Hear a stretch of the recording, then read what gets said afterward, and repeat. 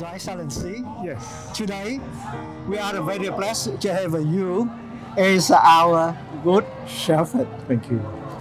Together with Emeritus Archbishop Mary James Hickey, Monsignor Michael Keating, and with many our Vietnamese priests, coming here to celebrate the Mass of our Saint Patron, the Vietnamese martyrs. The feast marking the 40th anniversary of our community establishment in WA here. Taking this opportunity, we would like to ask you for a very quick talk. Sure. To share your thought, your feeling, your impression, not for today only, but also for our 40th anniversary video clip to highlight our religious activities and the improvements in our journey of faith in the last 40 years. Your Excellency, first question, come here to say the Mass and to celebrate with us today on this occasion for this year 2021 Community Day. What are your thoughts and impression on our feast day today? It's a big question because I've got lots of thoughts and impressions. Perhaps the thing that is most obvious to me, but most encouraging for me, is the depth of faith and the energy of the faith that the community shows. And it's been very much the case today, but every time I come here, that's what I discover, that the Vietnamese community, the Catholic community here in Perth, is very strong in the faith, but also very energetic and very enthusiastic about the faith. And the other thing is that it seems to me to be very, very family focused. We see so many families with elderly people and young children, and it's a wonderful thing.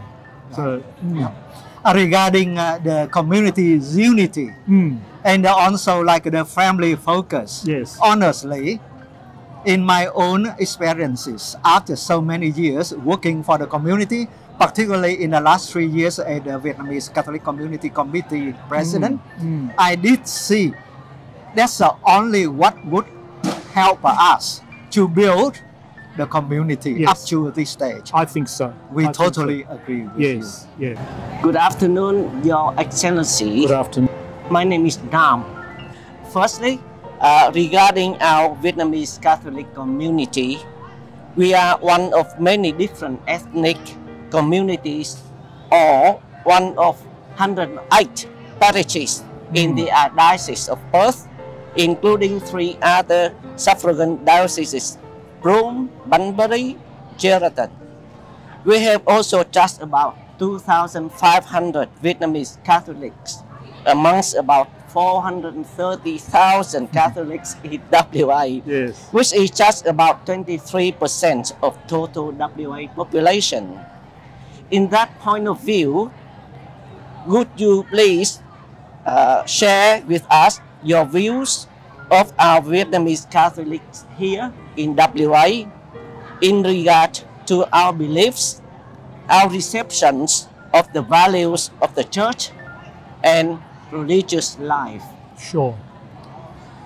Well, you're right. There are many ethnic communities here in Western Australia, in the whole of our society, but also in the Catholic Church. The Catholic Church is very typical of the rest of the country, really, in the sense that we have people from every culture and every part of the world. I would say that there are 2 or 3 groups that are particularly strong and very cohesive, very well tied together. And the Filipino Catholic community would be one, the Indonesian Catholic community another one, the Indian Catholic community. But of them all, I think the Vietnamese Catholic community, at least from my experience, is the most cohesive and the one that really does focus on the link between our Catholic faith and the life of the community, of your own people. One of the great benefits of the Vietnamese Catholic community is that you have managed to hold the faith and your beautiful culture still together. Yes. I come from an Irish background originally, and we've lost that. But you've managed to keep that connection between your culture and your faith very strong. That's one of the great gifts that you bring. I think it's also one of the challenges because as each generation goes past, I think it might be a little bit more challenging to help your young people to stay connected both to the church and to your culture. So I think that's the big challenge. Yes. But I look around today and there are so many young people here, all involved in the life of the community and in the liturgy, that I think you should be confident and hopeful that you will be able to retain that sense of your Catholic faith and your Vietnamese culture and your life as part of the Australian society. Holding all three together is very important. But you're doing it well. So thank you. That's my big impression, yeah. Thank you very much for your wonderful and encouraging remarks.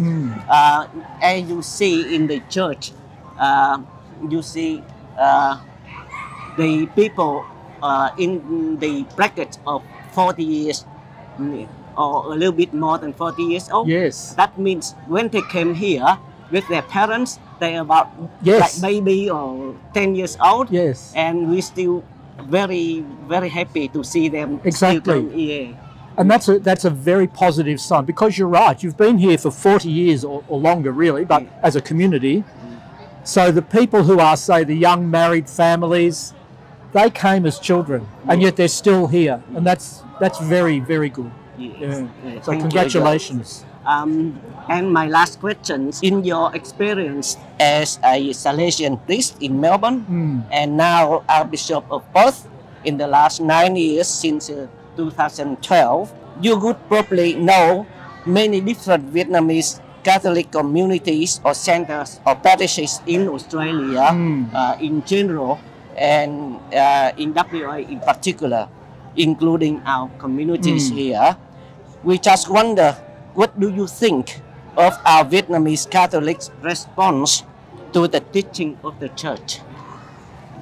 That's a good question and an important question. I think the fidelity of the Catholics, the Vietnamese Catholics in Australia, is one of the things that marks you out in a particular way. We're celebrating today the Feast of the Martyrs, the Vietnamese martyrs, and I think you have a history in Vietnam of long periods of persecution of the Catholic faith. And in a way that makes people stronger in their faith because they've had to fight to keep it. And I think we still see that here, not just here in Perth, but as you say, right across Australia. When I was ordained as a priest 37 years ago, I was ordained with a young Vietnamese Salesian who had to escape from Vietnam in order to be able to be ordained as a priest. So I have Father Quang. Father Quang, yes, it's your cousin, yes. So Anthony and I were ordained together. And he brought his nephew, of course, Bosco, with him. That's him. So I was there too. yes, oh, there you go. So, you know, I have that sort of experience. And there are a number of very fine Salesian priests from Vietnam here in Australia. And of course, the Salesians in Vietnam are growing stronger and stronger all the time. So there's something about the way Vietnamese people understand the faith and the experience of having had to hang on to it, which I think has made your sense of commitment to the faith very strong, but also very practical. And I think that's a great gift. Yeah. The rest of the church in Australia can learn a lot from the Vietnamese Catholics, I believe. Yeah, and right across Australia. I mean, we're here in Perth. We have some wonderful priests, Vietnamese priests. We are very, very blessed, as you know better than me. But you know, they're wonderful priests. Yeah. I think with God's help, then the more oppression, the more people stand up to fight. Well, they have to. That's true. Yes. You know, the one thing that hasn't happened yet, we haven't had many young men from the community here in Perth become priests in Perth yet. Yeah. So we've got to work harder at that. We need more young men from the Vietnamese Catholic community to go into the seminary. We To hope follow Father Quỳnh Do and Yeah. Father Minh Thuy and all of these wonderful we priests. pray hard. Let's pray for that. Yeah. The young Eucharist. Yes, movement, exactly, yeah. which is a wonderful movement. Yeah. Yes, yeah. Your Excellency, I would like to have one more question. Sure. Right, for our interview today. In the last 40 years, since 1981 till now, we have over 20 active groups in our community. Actually, at least 24 groups. Yes. All the different groups are playing the very important roles and contributions to our Vietnamese Catholic community here so far and at the moment. What do you think about their roles in the life of our community and the church in the future? Look, this is a very important question because I don't know how many people would have been here today for Mass, but it's a big group and you can easily get lost in a big group. But if, as part of the big group, you can belong then to a smaller group within the big group, then you have a deeper sense of connection with those people, and you can share your faith with other people who think the same way that you do, and you can work together to achieve things. So I think, and it's always been a strong feature, as I understand it, it's always been a strong feature of the Vietnamese Catholic community here in Australia, that you do form these smaller groups. And I think it's a very good evangelizing strategy, you know, to have smaller groups within the big group who can be close to each other, work together to achieve goals, all of that sort of thing. And particularly for young people. I think it's very important for young people because young people, they value their friendships with each other. They love to be involved in things. If they get lost in a big group, that might be a bit harder. But if they've got a small group like the Eucharistic groups and other groups, the choir, whatever group it is, doesn't really matter. It's a great way to keep young people connected. So I think it's probably one of the reasons why you still have so many young people coming, because you've focused on these small groups. Yeah. Regarding the numbers of the churchgoers of our community who's coming here regularly during the week, masses from Tuesday to the weekend, and also the big days like today. So far, only from our count for the Archdiocese, right? We count for the normal weekends. We normally have from 500 to 600 per Mass. Wow. And in the big days, we would have from 1,200 to 1,600 per Mass. Yes. And for the Mass during the week, we always have in between 100 to 160, 180 It's wonderful. people. It's wonderful. per Mass. It's wonderful. And you know, it's something else about the Vietnamese Catholic approach, which is very, very important for me as a Salesian, because you seem to have a very good focus on the Mass, on the Eucharist, and also on Mary, on Our Lady. Yeah. And these are two very important pillars of our Catholic faith. And of course, St. John Bosco, who founded the Salesians, was very insistent on the Eucharist and on Mary as the two key elements of our faith. And that's always been strong in the Vietnamese community, I think, and that's another thing. God blesses those who honour his mother. And the Vietnamese community knows to do that well. Yeah. Thank you so much for your thoughts and for your sharings. You're welcome. Thank you for the opportunity. What we are is the gift from God, and what we have is also the gift of God. By the protection of our Holy Mary and the intersections of the Vietnamese martyrs, we are also blessed to have a care and support from our diocese as our mother church. So far here in the last 40 years. Once again, thank you so much for your time and sharing your thoughts with us in this occasion. We also would like to express here our deep gratitude to Emeritus Archbishop plus all the other Archbishops and bishops in the last 40 years who helping and support us all the way along. May we all live in the safe hands of our God, especially during this COVID-19 pandemic. Yes. Thank you. Thank you very much. Thank you very much. Well done.